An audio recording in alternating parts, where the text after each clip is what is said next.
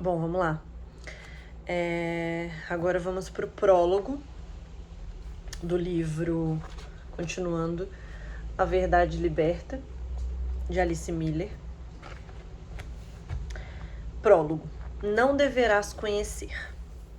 Já em minha infância, eu achava que a história da criação concentrava-se na maçã proibida. Eu não conseguia entender por que era proibida a Adão e Eva apoderarem-se do conhecimento. Para mim, o conhecimento e a consciência sempre representaram algo positivo. Portanto, não me parecia lógico que Deus quisesse impedir Adão e Eva de reconhecer a diferença essencial entre o bem e o mal. Essa contrariedade da minha infância persistiu muitos anos, antes de eu ter conhecido depois diversas versões da história da criação. Intuitivamente recusava-me a considerar a obediência como virtude, a curiosidade como pecado e o desconhecimento do bem e do mal como condição ideal.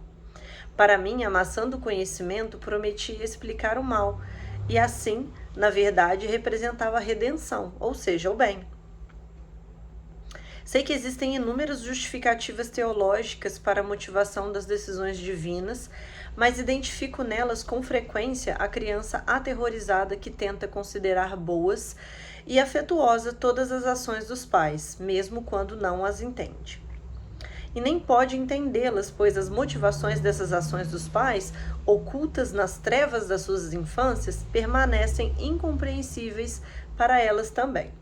Por isso, até hoje, ainda não consegui entender por que Deus quis manter Adão e Eva em estado de ignorância no paraíso e castigou-os por aquele ato de desobediência, imputando-lhes um pesado sofrimento. Nunca ansiei por um paraíso que colocasse a obediência e a ignorância como condições para a felicidade. Acredito na força do amor, que para mim não significa ser obediente e bonzinho. Essa força tem muito mais a ver com a fidelidade a nós mesmos, a nossa história, aos nossos sentimentos e necessidades, e inclui a ânsia do conhecimento. Provavelmente, Deus quis privar Adão e Eva dessa fidelidade a eles mesmos. Parto do princípio que só podemos amar quando podemos ser o que somos, sem subterfúgios, sem máscaras ou fachadas. Só podemos amar de fato quando não recusamos o conhecimento que está ao nosso alcance, como a árvore do conhecimento de Adão e Eva, quando não fugimos dele e temos coragem de comer a maçã. Por isso, ainda hoje é difícil para mim ser tolerante quando ouço dizer que se deve bater nas crianças para que se tornem boas, tanto quanto nós e Deus gostaríamos que fossem. É o que consta das escrituras da maioria das seitas religiosas, mas não só delas. Por muito tempo, a história da criação impediu-nos de abrir os olhos e reconhecer que fomos conduzidos a um engano. Os exemplos a seguir ilustram o preço que às vezes temos de pagar em termos de saúde por nos proibirem o conhecimento. Há pouco tempo recebi a carta de um homem desconhecido, membro do Partido Comunista durante décadas, e que trabalhava na redação de um jornal que divulga as ideias de muitos filósofos marxistas. Quando, há muitos anos, ele começou a ler os meus livros, tentou convencer os colegas de que a violência e a ânsia de poder são aprendidas na infância e de que a temática da educação violenta deveria ser incluída no pensamento marxista. Só encontrou rejeição e hostilidade, porém, ao mesmo tempo, ia adquirindo cada vez mais a certeza de que se encontrava no caminho certo. Naqueles anos, ele sofria de uma grave artrite nos joelhos, que lhe dificultava o caminhar. Quando finalmente decidiu comunicar por escrito sua saída do partido, foi acometido por violentos temores, que nitidamente tinha relação com o descaso sofrido na infância. Depois que entregou a sua carta de demissão, as dores nos joelhos desapareceram em 3 horas. Isso lhe deu a certeza de que conseguiria deixar de perpetuar a situação da sua infância e abandonar a dependência que antes lhe dava uma ilusão de segurança, mas que agora o sufocava.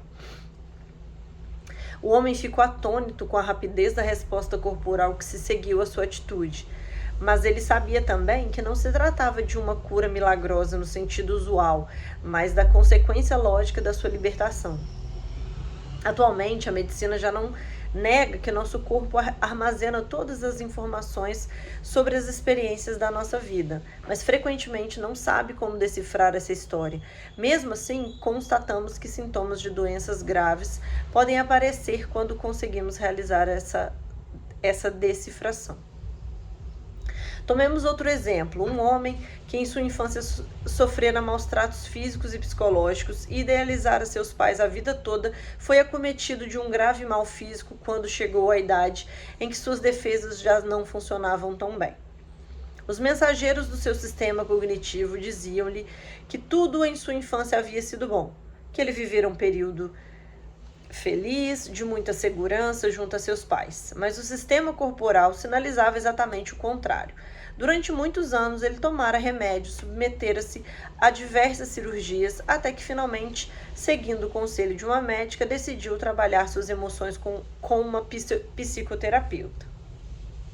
Não foi mais possível esconder que na infância esse homem sofrera uma opressão violenta, a qual fechara os olhos durante 60 anos, até finalmente encontrar a coragem de enfrentar a verdade. A cura do corpo parecia um milagre, mas era qualquer outra coisa exceto um milagre. Quando o sistema cognitivo afirma o contrário daquilo que está infalivelmente armazenado nas células, a pessoa permanece numa guerra constante consigo mesma. Então, logo se permite que ambas as instâncias saibam a mesma coisa. As funções normais do corpo podem ser recuperadas. Mas voltemos à história da criação. Lembro-me de que, quando criança, provoquei uma enorme angústia no meu professor, por não querer parar de fazer perguntas cujas respostas lhe eram moralmente desconfortáveis. Então, finalmente, com pena dele, reprimi as minhas dúvidas. Mas elas afloraram e continuam a aflorar sempre de novo a minha mente, e quero aproveitar minha liberdade de adulta para permitir que aquela criança finalmente possa expressá-las. A criança quis perguntar: por que Deus plantou a árvore do conhecimento do bem e do mal no meio do jardim do Éden, se não queria que os dois seres humanos por ele criados comessem de seus frutos? Por que deixou suas criaturas cair em tentação? Por que precisou fazer isso se Deus, onipotente, criador do mundo? Por que precisou fazer isso se é Deus, onipotente, criador do mundo? Por que precisou obrigar os dois seres humanos a ser obedientes se é Deus onisciente? Será que Deus não sabia que, ao criar o ser humano, dava vida a um ser curioso que ele forçou a ser infiel à própria natureza? Se criou Adão e Eva como homem e mulher que se completam sexualmente, como poderia, ao mesmo tempo, esperar que ignorasse a sua sexualidade? E por que deveriam fazê-lo? O que teria acontecido se Eva não tivesse mordido a maçã? Os dois não teriam se relacionado sexualmente e não teriam gerado descendentes? Então, o mundo teria permanecido vazio sem seres humanos? Adão e Eva teriam vivido eternamente sozinhos sem filhos? Por que a geração de crianças está relacionada ao pecado e o parto de sofrimento? Por que a geração de crianças está relacionada ao pecado e o parto ao sofrimento? Como podemos entender que, por um lado, Deus tenha planejado e os dois seres humanos como inférteis, e por outro lado, a história da criação fale de multiplicação das aves? Portanto, Deus também tinha uma noção de descendência. Além disso, sabe-se que Caim se casou e gerou filhos. Onde ele encontrou uma mulher se no mundo não havia ninguém além de Adão e Eva, Caim e Abel? Por que Deus rejeitou Caim quando este demonstrou seu ciúme? Será que Deus provocou essa inveja nele ao mostrar preferência por Abel? Eu sei algumas respostas, porque eu já li sobre isso, mas não é o momento, né? Ninguém quis me responder a todas essas perguntas, nem durante minha infância, nem depois. Todos se indignavam porque eu ousava questionar a onisciência e onipotência de Deus e considerava ilógicas e contraditórias as explicações que me davam. Geralmente as pessoas se esquivavam, diziam, por exemplo: você não precisa interpretar tudo tão ao pé da letra, afinal, são só símbolos. E eu perguntava: símbolos do quê? Mas não obtinha resposta. Ou então diziam que na Bíblia também há muita coisa verdadeira e inteligente. Isso eu não contestava. Mas a criança também perguntava: por que precisa aceitar o que considero ilógico? O que deve fazer uma criança, qualquer criança, com reações desse tipo? Ela não quer ser rejeitada nem odiada, portanto submete-se. Foi exatamente o que fiz, mas minha necessidade de entender as coisas não desapareceu.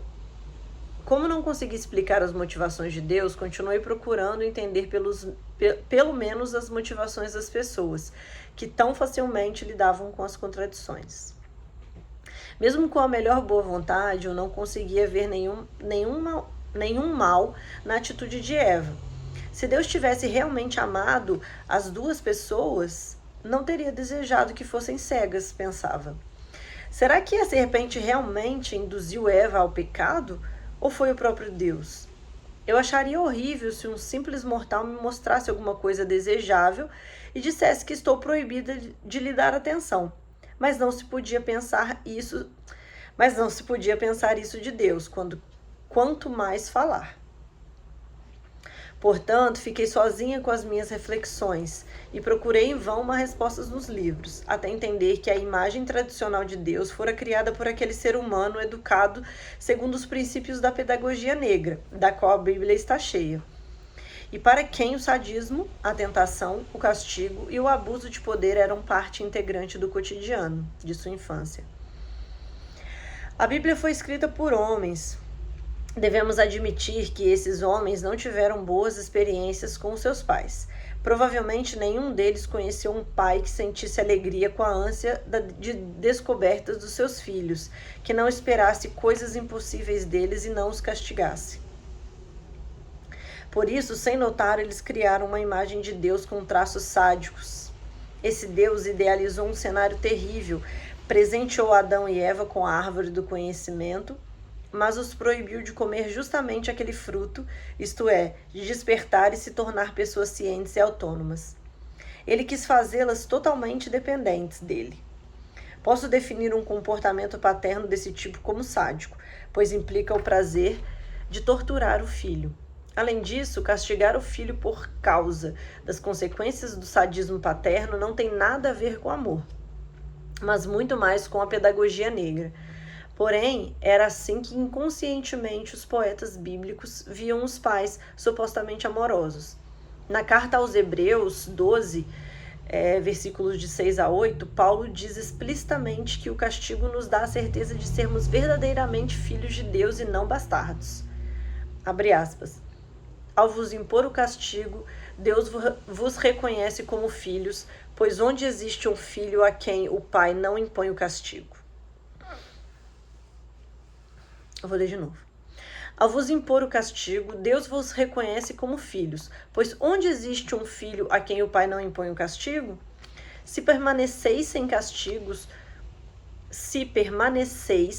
castigo, do qual todos são partícipes, então seríeis bastardos e não filhos. Fecha aspas. Hoje, posso imaginar que aquelas pessoas que tiveram uma infância permeada de respeito, censuras e humilhações, mais tarde, quando adultas, vão crer em outro Deus, mais amoroso, condutor, esclarecedor e orientador. Ou talvez vivam sem imagens de Deus, mas poderão orientar-se por modelos que para eles incorporam um amor verdadeiro. Neste livro eu me identifico com Eva, não com Eva tradicional infantilizada que, como Chapeuzinho Vermelho, ficou inconscientemente à mercê da sedução de um animal, mas com uma Eva que vislumbrou a injustiça de sua situação, rejeitou o mandamento "não deverás conhecer", quis de qualquer modo entender em profundidade a diferença entre o bem e o mal e decidiu assumir toda a responsabilidade sobre o seu ato. O presente livro fala sobre os conhecimentos que me foram revelados quando eu já estava preparada para seguir as informações do meu corpo e, nesse caminho, desvendar o começo da minha vida. A viagem à minha primeira infância, ao início da minha vida, possibilitou-me descobrir muitos mecanismos que são ativos também em outras pessoas, de todo o mundo. Infelizmente, eles raramente são identificados porque o mandamento paralisante, não deverás conhecer, impede essa identificação. Quero dizer que não só podemos conhecer, mas também que precisamos imprescindivelmente conhecer o que é bom e o que é mal, para podermos assumir a responsabilidade por nossa vida e pela de nossos filhos. Assim, a criança castigada e que se sente culpada finalmente poderá crescer superando o medo funesto daquele pecado pecado de desobediência que destruiu a vida de tantas pessoas e ainda hoje as prende à infância. Como adultos, podemos nos livrar dessas correntes com uma ajuda adequada, com informações de importância vital e satisfeitos constatar que não precisamos mais procurar um sentido profundo em tudo que os nossos educadores e professores de religião nos contavam, calcados em seus próprios medos. Quando eliminamos essas pressões, experimentamos admirados o alívio de saber que não somos mais aquelas crianças forçadas a buscar a lógica profunda do ilógico, como muitos filósofos e teólogos ainda fazem. Tem uma referência a Miller, 1988. Porque finalmente, como adultos, recuperamos o direito de não fugir da realidade, de rejeitar argumentos ilógicos e de permanecer fiéis ao nosso conhecimento, à nossa história.